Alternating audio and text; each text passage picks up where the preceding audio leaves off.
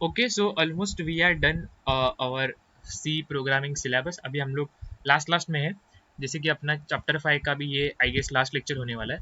And ये functions के बारे में हम लोग बात कर रहे थे, सी फंक्शंस, यूजर डिफाइंड फंक्शंस कैसे करना है, मतलब ठीक है, मैं वही चीज़ बार बार बोल रहा हूँ सारे लेक्चर्स में।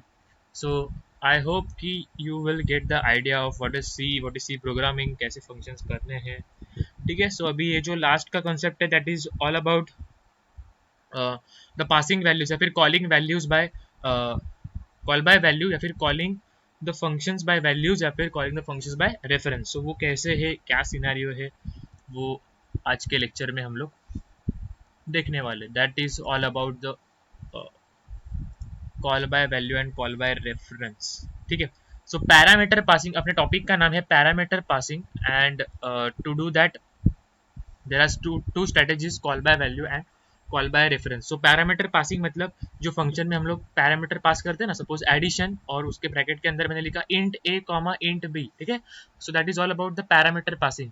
सो we can do this thing by using call by value, means by calling value is the first strategy, and call by reference is my another strategy. So there are two methods to pass the data into the function in C language, that is call by value and call by reference. ठीक है, सो ये original value है। Okay, अगर modified मैं कर रहा हूँ, yes, सो वो क्या है, कॉल बाय रेफरेंस। ओके, अगर मैं ओरिजिनल वैल्यू को मॉडिफाइड कर रहा हूँ, सो that is call by reference.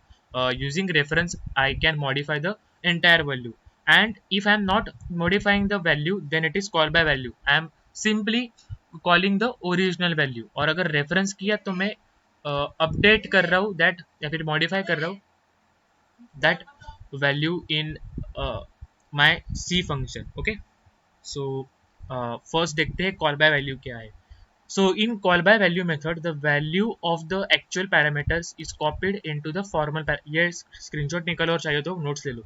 So इसमें क्या हो रहा है, the value of the actual parameter, okay, suppose int a and int b है, ठीक है, a is equal to 5, b is equal to 7 something है, so is copied into the formal parameter। यहाँ पे मैं चेंज नहीं कर रहा हूँ, a is equal to 5 and b is equal to 7, मैं सिंपली कॉपी कर रहा हूँ in my formal parameters। okay, in other words we can say that the value of the variable is used in the function call in the call by value method. So we are not updating here the actual value, we simply copying and pasting that value onto my formal parameter, that's it। okay, so in this method we cannot modify the value, जैसे मैंने बोला,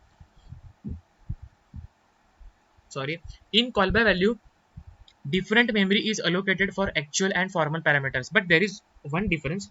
जो मेरे actual, मैं क्या कर रहा हूँ यहाँ पे, मॉडिफाई नहीं कर रहा हूँ, सिंपली कॉपी पेस्ट कर रहा हूँ। सो वो जो दोनों की लोकेशंस है, मेमोरी लोकेशंस, या फिर जो मेमोरी अलोकेट होने वाली है, वो दोनों की मेमोरी लोकेशंस अलग अलग है।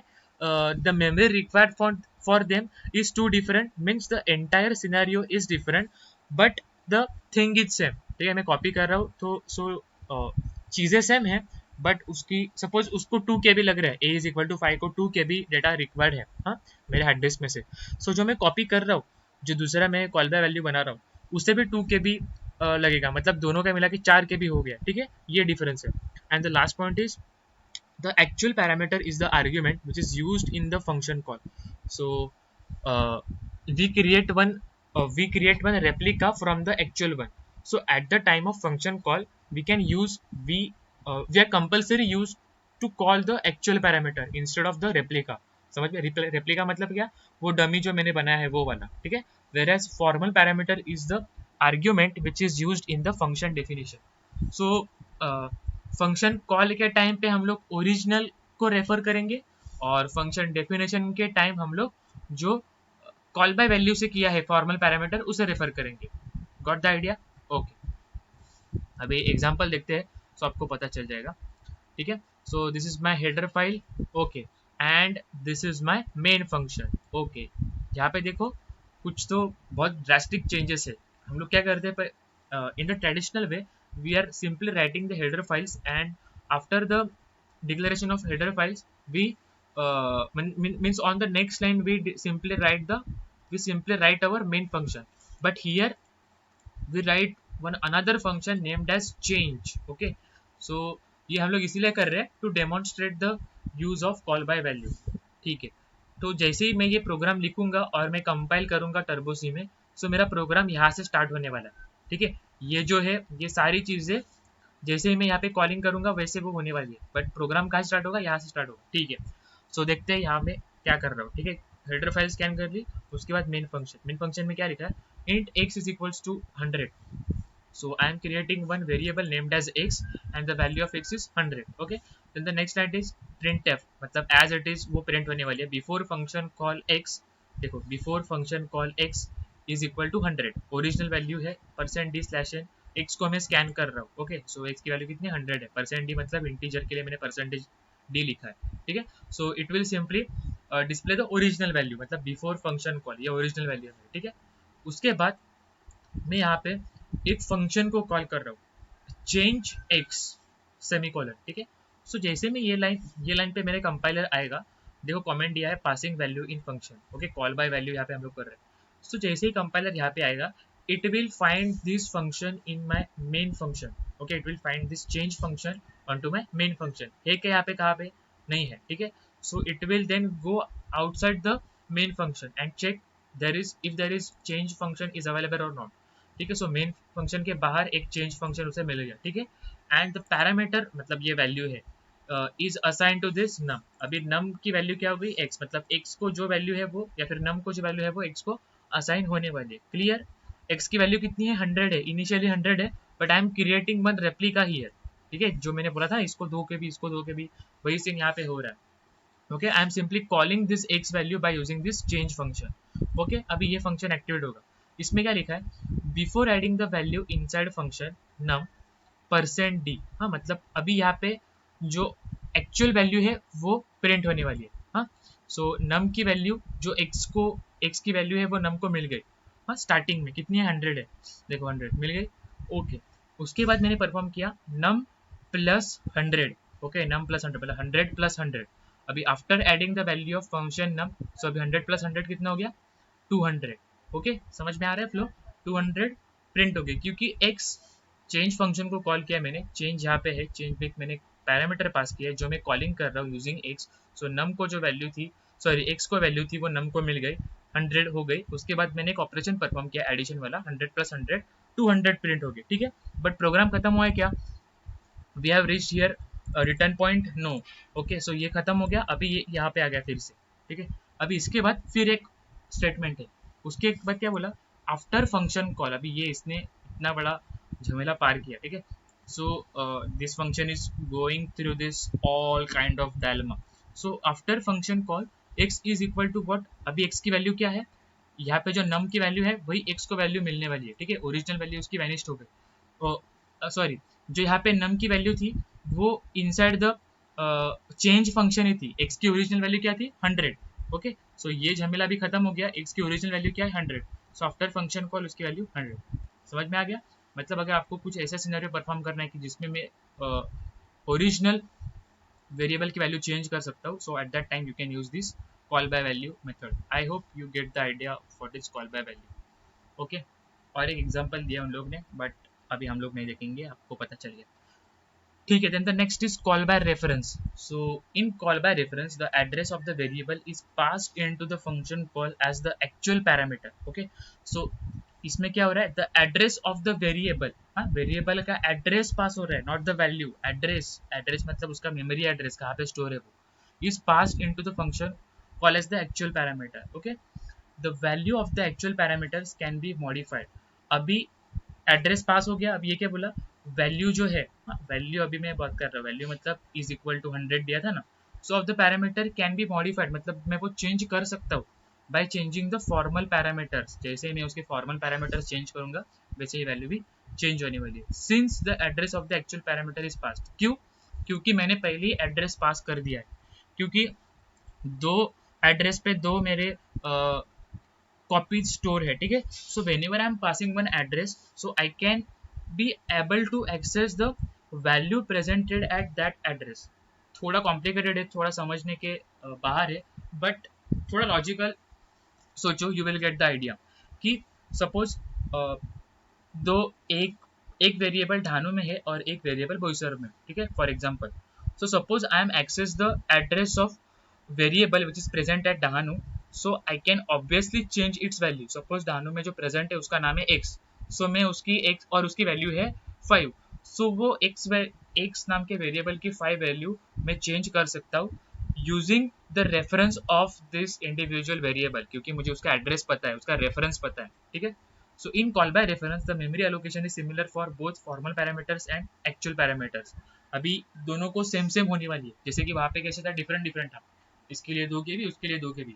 But in this case we are sharing the same memory. Means if the variable placed at one location holds the 2 MB memory, then the formal variable shares the same memory, which is 2 MB.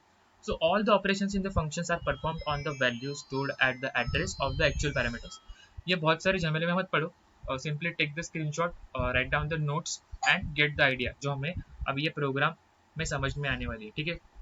अभी हम लोग same scenario देख रहे हैं, same scenario. ठीक है. Okay, same scenario देख रहे हैं but the thing is different. अभी यहाँ पे देखो क्या हो रहा है.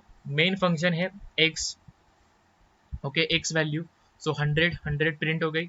ओके, ये अब इतना तो आपको पता है कि बिफोर फंक्शन कॉल जो 100 थे वो 100 प्रिंट हो गए. ठीक है. ओके, उसके बाद चेंज जैसे मैं कॉल कर रहा हूँ वैसे मैं यहाँ पे जा रहा हूँ. अभी यहाँ पे देखो चेंज एड्रेस ऑफ x लिखा है. हाँ, और यहाँ पे मैं पॉइंटर कॉल कर रहा हूँ. Pointer is our next chapter. यहाँ पे सिर्फ इतने ध्यान में रखो, उस पॉइंटर के चैप्टर में हम लोग डिटेल में डिस्कस करेंगे इसके बारे में, स्टार और एड्रेस क्या है.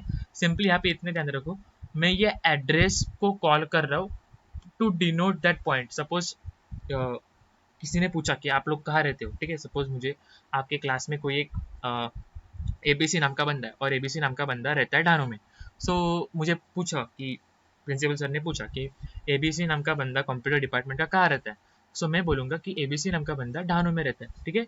सो मैंने पॉइंट किया ABC को.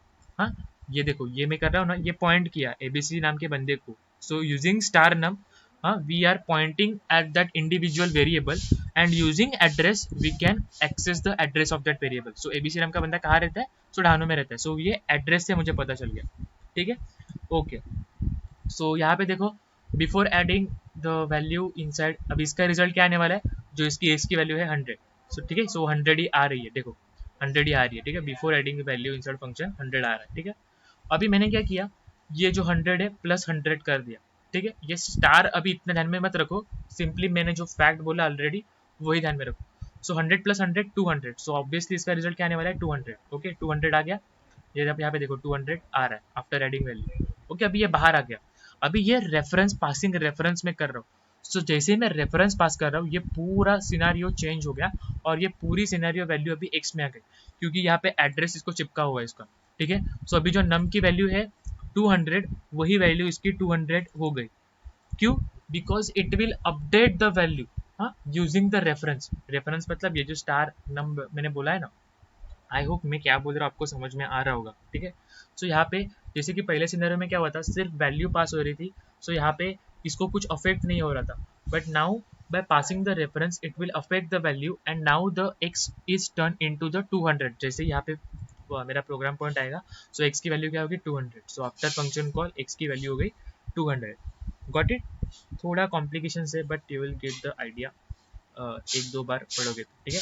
और यहाँ पे डिफरेंस दिया है जो आपको अभी मालूम है, copy of value is pass. यहाँ पे कॉपी पास्ट हो रही है, यहाँ पे एड्रेस पास हो रहा है जिसे हम लोग ने देखा. हाँ, actual and formal arguments are created and different memory location. अलग अलग मेमोरी पे स्टोर हुए थे. 2 KB 2 KB, यहाँ क्या है, दोनों ही एक ही जगह पे 2 KB तो 2 KB दोनों के लिए भी. ठीक है. और ये क्या करता है, ये it will not do not change the value, और ये क्या करेगा, चेंज द वैल्यू. जैसे कि यहाँ पे देखो, यहाँ पे 200 हो गया था, हाँ, और यहाँ पे 100 ही है, यहाँ पे 100 ही है. ठीक है. सो इसका भी स्क्रीनशॉट निकालो, ये भी बहुत इंपॉर्टेंट है, the difference between call by value and call by reference. I hope you will get the idea of what is parameter function. So अभी एक ही टॉपिक बचा है, वो हम लोग लास्ट लेक्चर में ख़त्म कर देंगे, और अगले लेक्चर में ख़त्म कर देंगे, विच इज़ रिकर्सिव फंक्शंस. और नेक्स्ट लेक्चर में ही हम लोग ये स्टार्ट कर देंगे कंसेप्ट ऑफ पॉइंटर्स. बहुत ही छोटा टॉपिक है, हो जाएगा जल्दी. ठीक है. और अपना मतलब अभी सिर्फ कितने 12 मार्क का सिलेबस बाकी है. यहाँ पे देखो, ये 8 10 12 14 14 इतना 14 हो गया अपना. अभी सिर्फ 12 मार्क का सिलेबस बाकी है. ये अभी खत्म हो जाएगा, यही वीक में खत्म हो जाएगा आई गेस, नहीं तो नेक्स्ट वीक में खत्म हो जाएगा. ठीक है, थैंक यू।